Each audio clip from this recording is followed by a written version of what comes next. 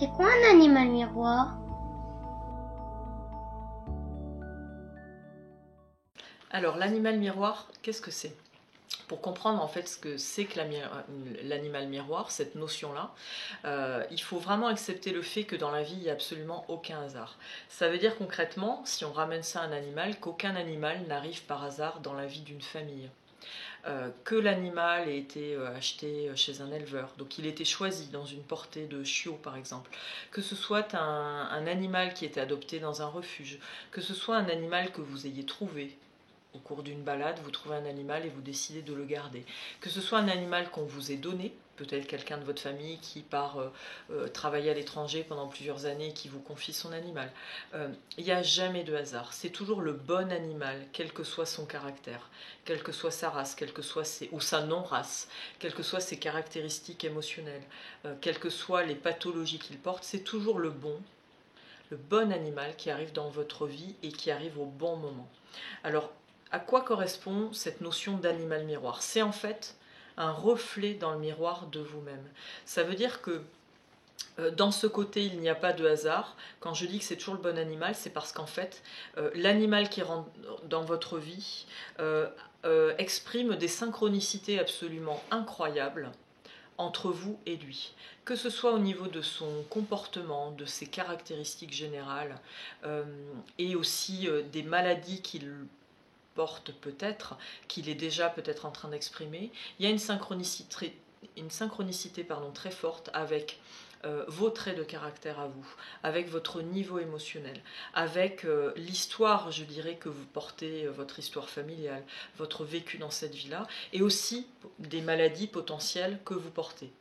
Peut-être des maladies congénitales qui sont présentes dans votre famille.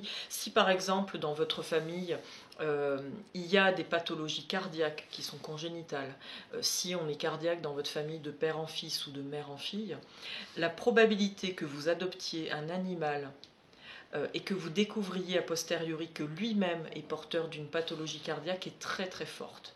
Alors comment l'expliquer? Ça s'explique juste par la loi d'attractivité, la loi d'attraction. On attire à soi des âmes, qu'elles soient animales ou humaines, qui nous correspondent, voilà, et qui, en ce qui concerne les animaux, en tout cas domestiques, c'est clairement des âmes qui se présentent à nous pour nous faire évoluer spirituellement, pour nous ouvrir en conscience, nous montrer ce que nous refusons de voir de nous-mêmes ou ce que nous ne pouvons pas voir de nous-mêmes parce que ce sont des informations qui relèvent de notre inconscient. Typiquement, on n'est pas forcément conscient de nos blessures émotionnelles. On voit bien dans notre vie qu'on a des blocages, qu'on vit des schémas récurrents qui ne nous rendent pas forcément heureux. Par exemple, des schémas sentimentaux qui font qu'on vit toujours avec des personnes qui vont nous rendre tristes, qui vont peut-être nous rabaisser, qui vont nous faire vivre des schémas je dirais, de dégradation de l'image que l'on a de nous-mêmes. Et pour autant, ça se produit toujours. Donc on sait qu'il y a quelque chose, mais on ne sait pas exactement à quoi c'est dû. Et souvent, c'est nos animaux domestiques qui vont nous montrer la voie. C'est-à-dire qu'eux, ils vont exprimer des émotions, ils vont peut-être avoir des fois des troubles du comportement, qui vont être totalement similaires à ce que nous-mêmes nous vivons dans notre vie bien humaine, dans notre vie que l'on peut bien sûr avoir au sein de notre famille, auprès de nos amis et sur notre lieu de travail.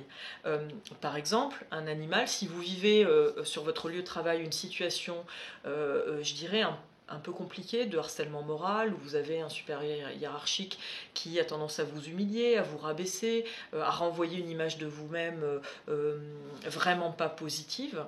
Si vous, peut-être que vous n'allez pas du tout réagir face à ce supérieur hiérarchique, vous allez vous laisser faire, vous allez vous laisser un peu écraser, diminuer.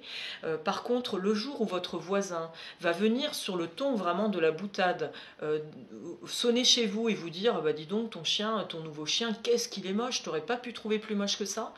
Vous voyez, c'est juste une boutade, c'est une plaisanterie entre voisins. Ça pourrait être quelque chose qui relève du détail. Or, ce qui va se passer en vous n'est pas du tout un point de détail. C'est-à-dire que vous pouvez clairement surréagir à cette boutade et rentrer dans un comportement extrêmement agressif et extrêmement violent vis-à-vis de votre voisin, parce qu'en fait, ce que votre animal par simplement son physique, le fait qu'il ait fait réagir votre voisin, que votre voisin l'ait jugé comme étant très moche. Simplement, là, votre chien, il est en train de mettre en place une synchronicité, un contexte qui va faire que toute la rancœur et peut-être toute la colère que vous avez accumulée sur votre lieu de travail, mais que vous n'osez pas exprimer, dans des conditions où on vous humilie, là, dans la mesure où votre voisin humilie votre chien et vous humilie vous aussi en humiliant votre chien, ça vous fait péter les plombs. Et là, vous allez réagir. Et peut-être que vous allez vraiment insulter votre voisin, ou en tout cas, vous allez couper les ponts définitivement avec lui, et vous serez peut-être fâché à vie avec lui. Donc, vous voyez, ça paraît peut-être disproportionné comme réaction, mais c'était évident que là, votre animal est en train de vous montrer: et mon gars, au lieu de t'en prendre à ton voisin qui a simplement fait une plaisanterie, peut-être qu'il faut que tu te poses. Et quand je dis te poser, c'est te poser les bonnes questions.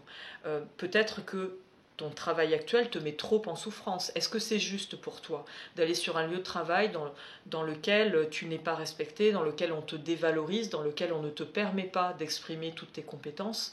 Peut-être que ça n'est pas juste, et peut-être que c'est ça qu'il faut que tu changes dans ta vie. Vous voyez, donc là, on a un effet miroir. L'animal, par une synchronicité, vous permet d'avoir accès à ça. Un animal peut aussi vous montrer des aspects de vous-même au travers d'une pathologie. J'ai donné l'exemple tout à l'heure d'une pathologie cardiaque. Ça peut être par exemple dans votre famille, quelqu'un a des problèmes pulmonaires récurrents, des bronchites chroniques, voilà, a peut-être eu déjà même une pneumonie à un moment donné qui a bien été prise en charge, qui a été soignée, mais malgré tout, on sent qu'au niveau des poumons, il y a une fragilité.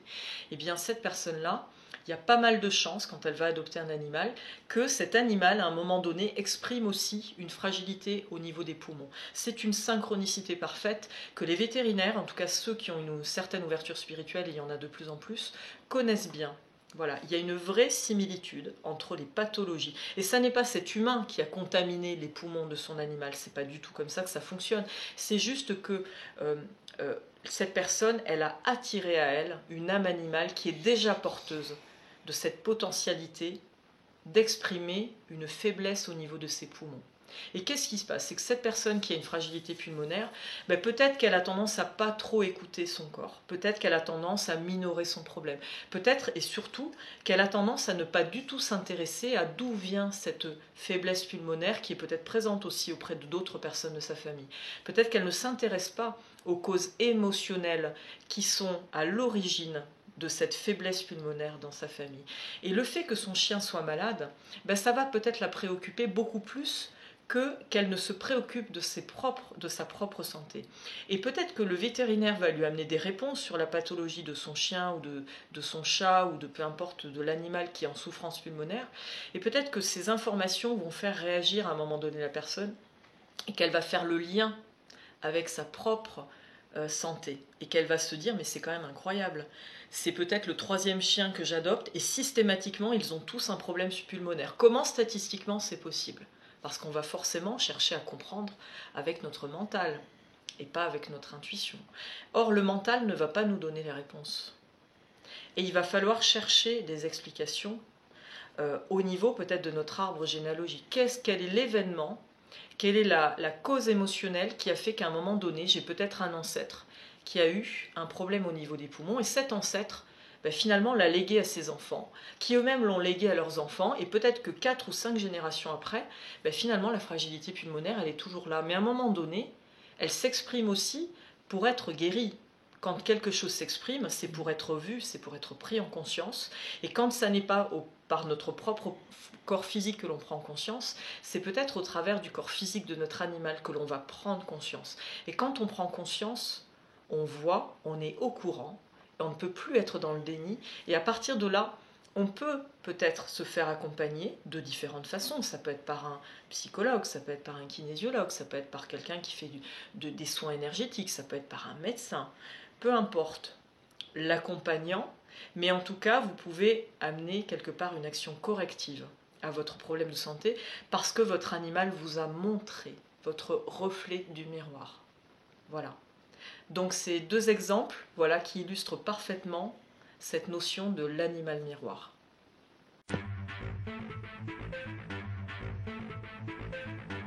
À bientôt pour de prochaines aventures.